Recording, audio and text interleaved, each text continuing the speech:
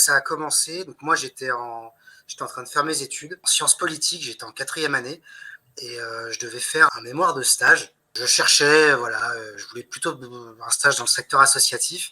Et en fait, au gré de mes recherches et de mes lectures pour me documenter un peu sur le domaine associatif que je connaissais pas très bien, euh, je suis tombé sur toute une littérature sur la question des migrants et des personnes déplacées, du droit d'asile.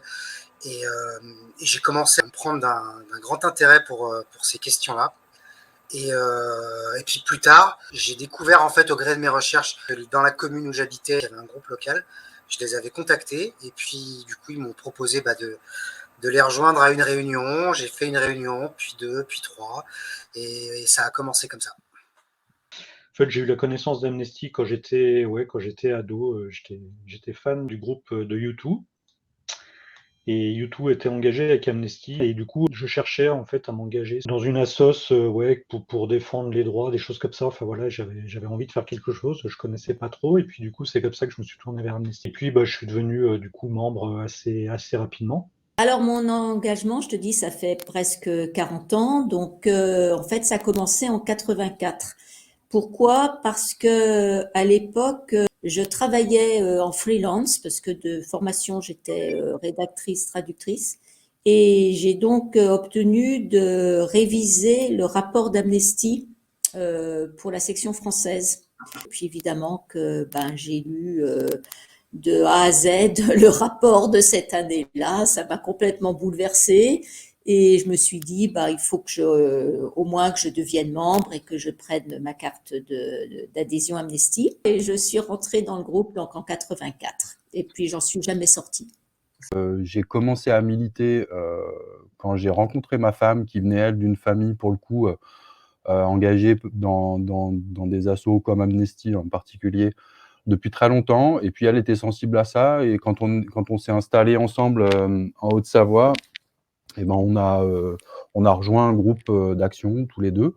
Donc, je suis pas un militant né, mais voilà, j'ai rejoint Amnesty un peu sur le tard. Dans le premier groupe où j'étais, tous les ans, on a organisé donc une foire au livre. À un moment donné, on a eu un coup de main de deux mecs qui n'étaient pas du tout du groupe, qui étaient venus sur la foire, qui avaient sympathisé avec nous. Et finalement, voilà, ils ont passé toute l'après-midi avec nous, ils sont restés, puis ils nous ont filé un coup de main. Plus tard, ils ont rejoint le groupe. Et, euh, et c'était un souvenir assez cocasse et assez fort que des fois, on arrive à motiver des gens et à les inciter à s'engager alors que c'était pas forcément leur but initial quand ils sont venus vers nous. En 2003, il y avait le G8 qui était organisé à Évian. Et dans tous les sommets économiques, il y a toujours des contre-sommets. Et le contre-sommet se passait à Annas. Donc il y avait un grand rassemblement sur plusieurs jours avec plein d'associations de tout type. Et évidemment, Amnesty en faisait partie. Donc ça a été un mouvement extrêmement fort amnestien parce que En tant que groupe local, on a dû prendre en charge l'organisation et l'accueil des militants d'Amnesty France pour venir à ce contre-sommet. Et on a décidé de faire une croisière sur le lac Léman avec les groupes de Genève et de Lausanne, mais aussi le groupe d'Annemasse, le groupe de Thonon et le groupe d'Évian. Et donc, on est parti sur un bateau depuis Lausanne jusqu'à Évian avec comme banderole non au commerce des armes. Donc, ça a déjà été une expérience très forte de regrouper comme ça 5 ou 6 groupes amnestiens, même sur 2 pays. Et du coup, ouais, ça, je pense que dans ma vie de militant, c'était des meilleurs souvenirs où il y avait une grosse mobilisation, c'était vraiment intéressant. Je crois que c'était en 2003, il y a eu le G8 organisé à Évian.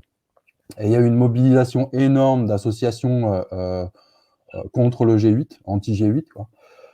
Et puis on voit bien comment ça se passe quand il y a des manifestations anti-G8, la répression peut être assez sévère. Mais je me rappelle qu'il y avait 2 équipes d'Amnesty qui avaient été vraiment mandatées pour témoigner en cas de débordement.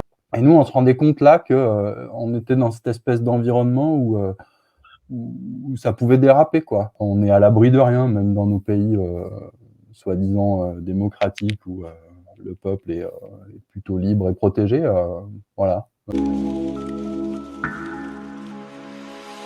Reste quand même moi le sujet des personnes déplacées. À la fois l'ignorance qu'il y a sur le sujet, mais aussi la manipulation d'informations. Il me semble qu'on a dépassé depuis l'année dernière 82 millions de personnes déplacées sur Terre. Et au final, les pays d'accueil, c'est souvent des pays tiers qui ne sont pas forcément les pays les plus riches de la planète, alors que dans des pays comme les nôtres, on a en parallèle des gens qui développent tout un discours pour nous parler de l'invasion et du fait qu'on est submergé, du fait qu'on n'a plus les capacités d'accueil, ce qui est absolument faux. Et je vois qu'on essaye de travestir la réalité en jouant sur les peurs ou sur l'ignorance des gens.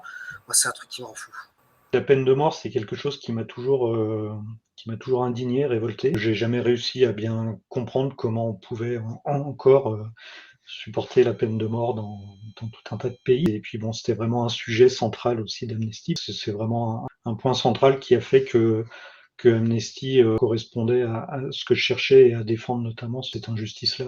Et le problème des réfugiés, je pense que c'est vraiment quelque chose, il faut qu'on mette toute notre énergie là-dedans, en particulier pour les mineurs non accompagnés, tu vois. Moi, j'ai eu j'ai donné des cours d'anglais en bénévolat à DMNA. Quand tu commences à les connaître et que tu vois ce qui se passe, ils sont pris en charge et le jour de leurs 18 ans, pouf, tout s'arrête et du jour au lendemain, ils sont à la rue. Et moi, je pense que c'est quelque chose d'important parce que d'une part, ça touche les jeunes et d'autre part, je pense que c'est là où il y a le plus de violations des droits humains. Moi, il y a un truc qui me révulse, c'est les injustices et les inégalités, quoi. Et je trouve que parmi toutes les associations qui font un travail sur ces causes de fond, je trouve qu'Amnesty a une efficacité qui est vraiment importante de par son fonctionnement, de par son histoire aussi. Je trouve que c'est une asso qui prend le problème à la source, quoi, et qui l'a toujours fait. Et je trouve qu'Amnesty fait un travail de fond assez irréprochable là-dessus, quoi. Je vais dire le dialogue, savoir être à l'écoute. Savoir être à l'écoute des gens vers qui on va et savoir recevoir ce qu'eux en pensent, mais également savoir être à l'écoute au sein du groupe. Une leçon que j'ai retenue aussi, c'est que on a tous des motifs d'engagement qui sont différents. Chacun a son point de focal qui peut être particulier, avec aussi des causes qui sont partagées. Mais là où je veux en venir, c'est que faut aussi être à l'écoute de ça. Souvent, dans les groupes, on n'a pas forcément les mêmes vécus, on n'a pas forcément le même rapport au monde. De se dire, on met pas forcément les priorités sur les mêmes sujets, sur les mêmes campagnes, mais à la fin, on est tous membres d'un même mouvement et on aspire tous à ce que la promotion des droits humains soit faite et que la cause avance. La patience et la persévérance, à chaque fois que j'en parle avec des personnes qui connaissent ou pas Amnesty, quand j'explique la démarche, notamment une des actions de base d'Amnesty qui est d'écrire des courriers, etc. C'est vrai que les gens sont un peu sceptiques en disant c'est pas en écrivant une lettre que vous allez réussir à faire bouger les choses. Et en fait, si des petites choses en fait en masse arrivent vraiment à faire bouger les choses. Et c'est la force d'Amnesty. Donc ça, je trouve que c'est intéressant parce que finalement, c'est très simple d'écrire un courrier. Même si c'est pas évident de croire à ça quand on le fait, on se rend compte que si, il y a vraiment des succès derrière ça. Et ça, je trouve que c'est intéressant, quoi. Au cours de toutes ces années, tu milites pas 40 ans à fond la caisse. C'est impossible. Tu as des périodes de vie où tu n'as plus le temps. Et moi, je me rappelle, une ancienne militante qui est décédée maintenant, une fois m'avait dit, tu sais, ce qu'il faut, c'est tenir. Il faut être militant toute sa vie. Il faut tenir. Moi, je pense qu'un engagement amnestien, c'est un petit peu comme une religion. Les droits humains peuvent pas être importants pour toi à 20 ans et puis ne plus l'être à 50 ans. C'est pas possible. Donc, je pense que c'est un engagement à vie d'être membre d'Amnesty. Par contre, il faut accepter qu'on peut pas faire tout le temps, mais faire ce qu'on peut. De toute façon, on fait chacun ce qu'on peut avec ce qu'on a, le temps qu'on a, et c'est mieux que rien. Comme je te disais, moi, je suis engagé aussi politiquement. Je suis élu local et je me suis engagé en politique et je me suis engagé localement en politique en me disant C'est bien le milieu associatif, mais on rame un peu, quoi. C'est un travail qui est harassant pour des résultats souvent maigres et je me suis dit: «Tiens, la politique locale, ça doit être un bon levier pour faire avancer les choses». Et puis ce dont je me rends compte, c'est que le politique, s'il n'y a pas une association derrière qui va le pousser, bah, en fait, il a tendance un petit peu à se laisser aller, quoi. Moi, je me rends compte que le travail associatif, il a ce pouvoir sur le politique de mettre la pression et d'avoir ce regard critique. Le jour où les politiques et les assos commenceront à travailler un petit peu ensemble, je pense qu'on arrivera à faire des choses vraiment bien, quoi. Bon, déjà, de ne pas lâcher le morceau, de ne pas lâcher l'affaire. D'autant qu'aujourd'hui, il y a des outils de communication qui peuvent permettre de faire passer des messages, de transmettre de l'information. Et si je devais donner un conseil à des jeunes aujourd'hui, c'est de ne pas hésiter à s'investir sur tous les canaux, sur tous les supports, à essayer de faire plein de choses, que ce soit de la vidéo, de la photo, de l'usage des réseaux sociaux à fond, mais de ne pas hésiter aussi ça c'est hyper important, à se dévirtualiser et à investir le terrain. À un moment donné, si on veut impacter fortement les gens, ça passe aussi par de l'action de terrain. Il n'y a pas de mauvaises idées, il n'y a que des choses à tenter.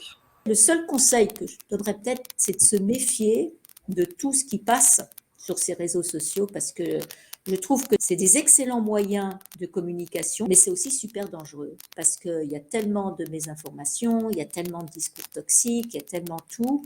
Donc vraiment, essayer à faire la part des choses et puis à être critique surtout. Le message, c'est que rien n'est jamais acquis. Les droits universels, aujourd'hui en France, on pense que c'est quelque chose qui est acquis et il n'y a pas besoin de se battre pour ça. Et puis malheureusement, à côté de chez nous, et demain ça pourrait très bien arriver chez nous, on voit qu'ils peuvent être bafoués très rapidement et ça peut basculer très rapidement. Ça reste très fragile et c'est vraiment un combat continu. Il faut que les jeunes y prennent ça en main, ouais, parce que forcément, c'est leur avenir. Peut-être que c'est aux jeunes justement de réinventer une forme de militantisme qui est sûrement très différente de celle qu'on pratique nous, hein. C'est une asso vieillissante de par ses militants. Je pense qu'il y a un renouveau avec ces antennes jeunes et je trouve que c'est vraiment quelque chose de très chouette. Maintenant, il y a un truc qui est très clair, il faut pas que les jeunes demandent conseil aux anciens, quoi. C'est une erreur de penser que les solutions de structuration, les idées d'action et tout ça vont venir des vieux. Je pense qu'on a plus à apprendre des jeunes qui arrivent, qui sont plus ancrés dans la société de demain, quoi. C'est eux qui vont défendre les choses demain. Donc, quel que soit le combat, je crois que les jeunes doivent inventer leur mode de militantisme, même si c'est un peu difficile effectivement quand on est une équipe de jeunes, de se structurer. C'est pas grave, quoi. Vous avez le temps de vous structurer, mais par contre, si vous le faites de vous-même, les choses qui arriveront, vous les comprendrez et vous serez efficace, quoi. Alors c'est surtout en lien avec le groupe. Là en ce moment, on est en train tous de prendre connaissance de la future campagne sur la liberté d'expression. Donc là, l'objectif pour 2022, ça va être de s'investir sur ce sujet-là et de mener des actions, notamment auprès des collèges-lycées du secteur pour parler de ce droit-là, notamment aux plus jeunes. Et puis, je travaille en lien avec le secteur associatif dans le cadre de mon travail et essayer aussi de faire en sorte que le temps de travail puisse faciliter les choses pour le groupe local. Le petit groupe, là, on aimerait bien faire monter une antenne jeune dans un des lycées, tu vois. Ce serait chouette d'avoir un lien un peu privilégié avec une antenne jeune aussi. D'une, pour renouveler un petit peu notre base militante et puis pour renouveler aussi nos idées d'action, pour rafraîchir un peu le truc, quoi. On avait presque réussi à un des lycées d'Annemasse, là. Et puis, il y a eu cette histoire de Covid qui a évidemment tout bloqué. Donc, il va falloir qu'on revienne un petit peu à la tâche. Mais ça, j'aimerais vraiment bien essayer parce que je pense qu'une antenne jeune en lycée, ça débouche sur un engagement des jeunes plus tard à l'université et tout ça. Je crois que les années lycée, c'est vraiment important. C'est là où tu peux te façonner une mentalité.